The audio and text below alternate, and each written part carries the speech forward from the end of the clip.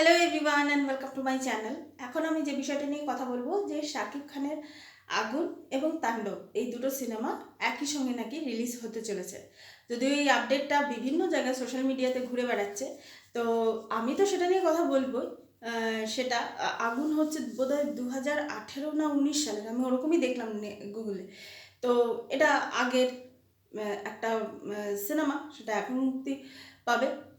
আর তাণ্ডব তো যেরকম রায়হান রাফির ছবি সেরকম তো মুক্তি তো পাবেই। এটা এটা কেন দুটো একসঙ্গে মুক্তি দেওয়া হচ্ছে, যদি হয়ে থাকে, যদি মানে এই নিউজটার মধ্যে যদি অথেন্টিসিটি থাকে, সেটার কারণও বোধহয় আমার জানা আছে, সেই কারণে আমি পরে আসছি। তো এটা তো কাইন্ড অফ আর রিপ্লাই ভিডিও মানে গাইজ এবার থেকে তো আপনারা রেডি থাকবেন যে বাংলাদেশের ওয়ান অ্যান্ড অনলি রাজকে রিপ্লাই দেওয়াটা আমার একটা ডিউটি হয়ে গেছে। সেটা মাঝরাত হতে পারে, রাত 1টা 2টো 1:30, আবার এই সময় হতে পারে তিনি এমন এমন ভিডিও বানাবেন, সেখানে আমাকে রিপ্লাই দিতেই হবে। তো সেটাই হচ্ছে ব্যাপার। যেহেতু আমি শাকিব খানকে নিয়ে আমি ভিডিও বানাচ্ছি কিছুদিন ধরে, দেখুন আমি কিন্তু মানে সেই মানুষটার আমি বিশাল ডাইহার্ট ফ্যান, এইসব এইসব ব্যাপারগুলো না, কিন্তু রাজ যে কথাগুলো তুলেছে সেগুলো আমার ভালো লাগেনি সত্যি কথা বলতে। 1 নম্বর, উনি বলেছেন অতীত কখনো পিছু ছাড়ে না। ওনার এখানে আপত্তি যে তাণ্ডব আর আগুন কেন একসঙ্গে রিলিজ করবে। যদি এটা সত্যি হয় তো অতীত কখনো পিছু ছাড়ে না, ঠিক অতীত সামনে চলে আসবে। এটা হচ্ছে ওনার 1 নম্বর পয়েন্ট। 2 নম্বর পয়েন্ট হচ্ছে ওনার লজ্জা লাগে শাকিব খানের অতীতের কাজগুলো দেখতে, যেগুলো যাত্রাপালার মতো ছিল, ওনার সেটা দেখতে লজ্জা লাগে। এরপর উনি আশাদ আদনানের কথা বলেছেন, অপারেশন অগ্নিপথের কথা বলেছেন। সেসব সিনেমাগুলো নাকি রিশুট হয়ে অনেক কিছু হওয়ার নাকি কথা ছিল, বা রিলিজ হওয়ার নাকি কথা ছিল। তো যাই হোক, সেগুলো হয়নি। সেটা এক জিনিস। এবং উনি এটাও বলেছেন যে এফডিসির ডিরেক্টরদের সঙ্গে কাজ করা উচিত না, এইসব ধরনের কথা উনি বলেছেন। তো এইসব জিনিস নিয়ে আমি কথা বলবো। প্রথমে আমি এফডিসির ডিরেক্টরদের কথাটা বলিনি, কারণ এফডিসির ডিরেক্টরদের সঙ্গে কাজ করা এটা কিন্তু একটা মানে উনি যে কথাটা বলেছেন সেটা যে খুব যে ইনভ্যালিড পয়েন্ট সেটা কিন্তু নয়। এটা ভ্যালিড পয়েন্ট আছে যে শাকিব খানের এফডিসির পরিচালকদের সঙ্গে কাজ করা উচিত না। এটা একদিক দিয়ে কিন্তু ভ্যালিড পয়েন্ট, একদিক দিয়ে ভ্যালিড পয়েন্ট, কিন্তু এখানে একটা কিন্তু আছে। যদি ভালো প্রোডাকশন, ভালো বাজেট এবং ভালো যদি স্ক্রিন প্লে, ডিরেক্টর তো শুধু হলে হবে না, ভালো স্ক্রিন প্লে, সমস্ত কিছু যদি লোকেশনস থেকে শুরু করে সমস্ত জিনিস যদি ভালো থাকে, তাহলে না করার কি আছে? আমার কাছে প্রশ্ন হচ্ছে সেটা। তো সেখানে না করার তো কোনো কারণ নেই। এই এই জিনিসগুলো ভালো কোয়ালিটি, এটা আপনি এটা বলতে পারেন, এফডিসি ডিরেক্টরের কথাটা বাদ দিয়ে আপনি এটা বলতে পারেন যে ভালো কোয়ালিটি সম্পন্ন সিনেমা হলে দেন সেখানে যে কোনো ডিরেক্টর থাকতে পারে। এটাই মানে making wise, production value, marketing, যেটা দরদের ক্ষেত্রে হয়েছিল, সেরকম ধরনের জিনিস যেন না হয়, তাহলে সেই পয়েন্টটা ভ্যালিড পয়েন্ট হতো। কিন্তু এফডিসির ডিরেক্টরদের সঙ্গেই কাজ করা উচিত না। এফডিসির ডিরেক্টরের বদলে আপনার কাছে কেউ আছে ভালো ডিরেক্টর, চেনা শোনা ভালো ডিরেক্টর কেউ আছে যে শাকিব খানকে নিয়ে ভালো করে কাজ করতে পারবে? আছে আপনার কাছে এক্সপিরিয়েন্স ডিরেক্টর? নেই তো। ইদার শাকিব খানকে নতুন ডিরেক্টরদের সঙ্গে কাজ করতে হবে, নিদার এফডিসি ডিরেক্টরদের সঙ্গে কাজ করতে হবে। তো সুতরাং আপনার এই পয়েন্টটা যেটা আছে সেটা আংশিকভাবে সত্যি। আংশিকভাবে আপনি যেটা বলতে চেয়েছেন সেটা আমি বুঝতে পেরেছি, সেটা সত্যি, সেটাতে আমি এগ্রি করি। কিন্তু পুরো জিনিসটাকে আমি এগ্রি করতে পারছি না যতক্ষণ না পুরো সিস্টেম বদলাবে। এবং এই সিস্টেমটা তখনই বদলাবে যখন অন্তর্বর্তীকালীন সরকার যখন সরে গিয়ে একটা পার্মানেন্ট গভর্নমেন্ট আপনাদের যখন আসবে, তখনই এই সিস্টেমটা বদলাবে। তখন আপনি এই ভিডিওটা করলে তখন সেটা কাজে দেবে। এটাই হচ্ছে ব্যাপার। এটা হচ্ছে পয়েন্ট নাম্বার 1। পয়েন্ট নাম্বার 2 যেটা আমার খুব খারাপ লেগেছে সেটা হচ্ছে অতীত পিছু ছাড়ে না। আপনার অতীত পিছু ছেড়েছে? আপনার যে অতীত আছে সে অতীতের কথা আপনার মনে পড়ে না? অস্বীকার করবেন না প্লিজ। এটা সবার অতীতের কথা সবার মনে পড়ে। বর্তমান যতই সুন্দর হোক না কেন, অতীতের কথা সবসময় মনে পড়ে মানুষের। তো আপনার অতীত, এই কথাটা মানে অতীত পিছু ছাড়েন এই কথাটা আপনার নেগেটিভ সেন্সে বলাটা উচিতই হয়নি। আপনি বর্তমানটাকেও অপমান করছেন, আপনি অতীতকেও অপমান করছেন, আপনি শাকিব খানকেও অপমান করছেন এই কথাটা বলে। তো সেই জন্য আপনি যখন যে স্টেটমেন্টগুলো দেবেন না, খুব ভাবনা চিন্তা করে দেবেন এরপর থেকে, নাহলে এরকম রোজ রিপ্লাই ভিডিও আসবে এবং আমি দেব, এটা আমি করব। তাতে আপনি আমাকে যা খুশিতেই বলতে পারেন, এটা আমি করব। অতীত পিছু ছাড়ে না, না ছাড়ে না। এবার আপনি বলতে পারেন যে আপনার অতীত তো আপনি তো কোনোদিন আমার সঙ্গে ডিসকাস করেননি। না, করেননি, তাহলে আমি জানলাম কী করে? আমি জানি আপনার অতীত আছে, আমি জানি আপনার অতীত আছে। আপনার অ্যাটিটিউড দেখলে প্রথম থেকে, যখন আমি 2024 সাল থেকে যখন আপনার অ্যাটিটিউড নোটিস করেছি প্রথম, আমি তখনই বুঝে গেছি যে আপনার অতীত ছিল, একটা অতীত ছিল। সেই অতীতের হয়তো স্মৃতি সুখকর নয়, সেই জন্য আপনার অ্যাটিটিউডের মধ্যে একটা পরিবর্তন আছে, একটা পরিবর্তন এসেছে, যেটা আপনি বাইরে দেখান। আপনি আদপে সেটা নন, যেটা আপনি ভেতরে আছেন সেটা আপনি বাইরে দেখান না। যদি আমার এই স্টেটমেন্টটা যদি ভুল লাগে, আপনি অবশ্যই বলবেন যে না, আপনি যেটা বলেছেন সেটা ঠিক নয়। এটাই। আর একটা কথা আপনি বলেছেন, যে কথাটা আমার সত্যি খুব খারাপ লেগেছে, সেটা হচ্ছে লজ্জা লাগে শাকিব খানের মতো একজন মেগা স্টার সেই ধরনের যাত্রাপালা করে এসছে এতদিন ধরে।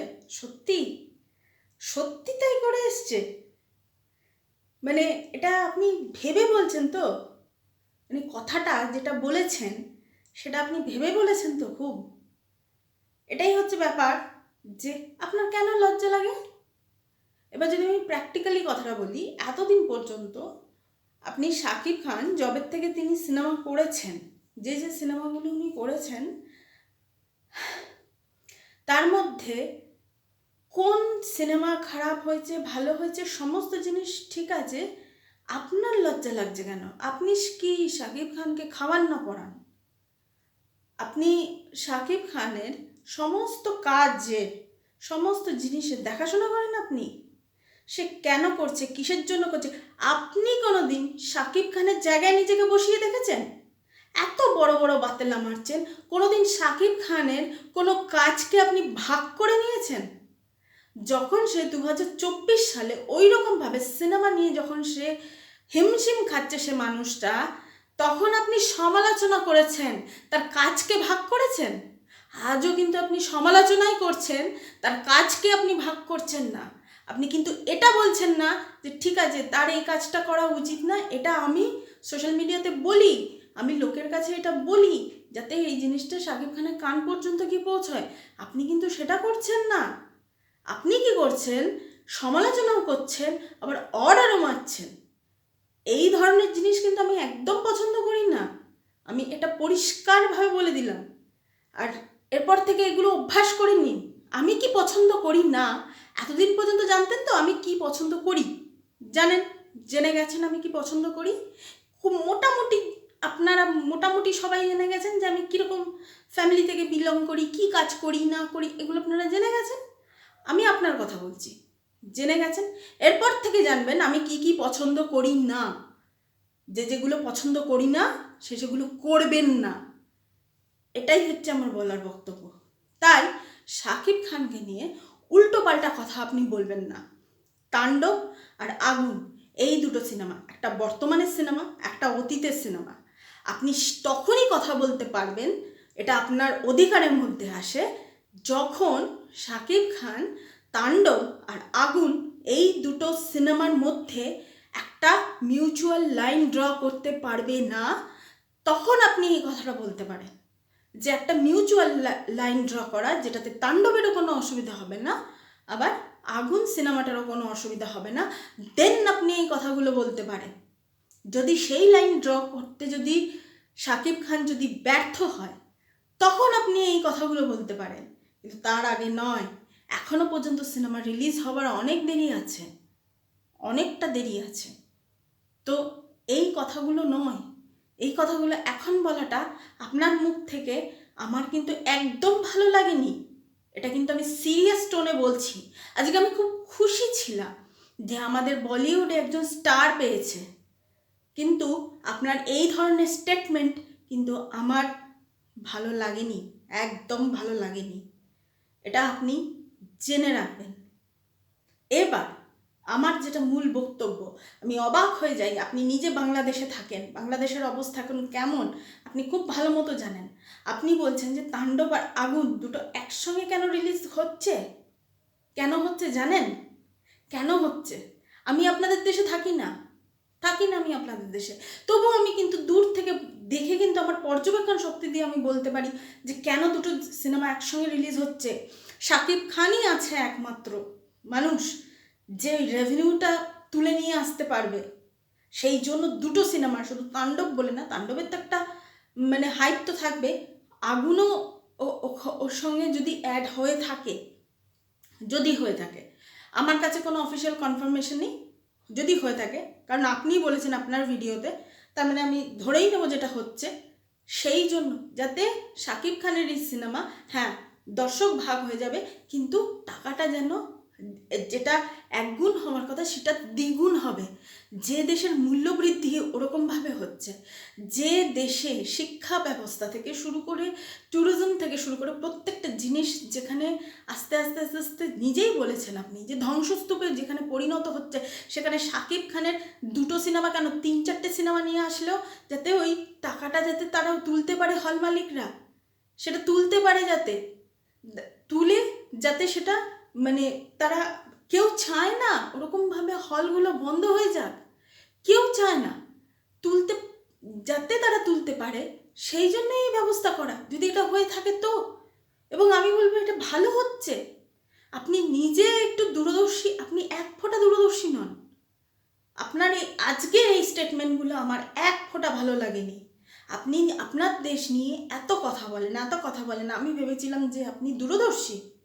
আপনি 2024 এই আন্দোলনে কত কিছু বলেছেন, কত কিছু করেছেন, আমি ভেবেছিলাম আপনি খুব দূরদর্শী মানুষ, কিন্তু আপনি এক ফোঁটা দূরদর্শী নন বলেই আজকে এই ধরনের কথাগুলো আপনি বলছেন।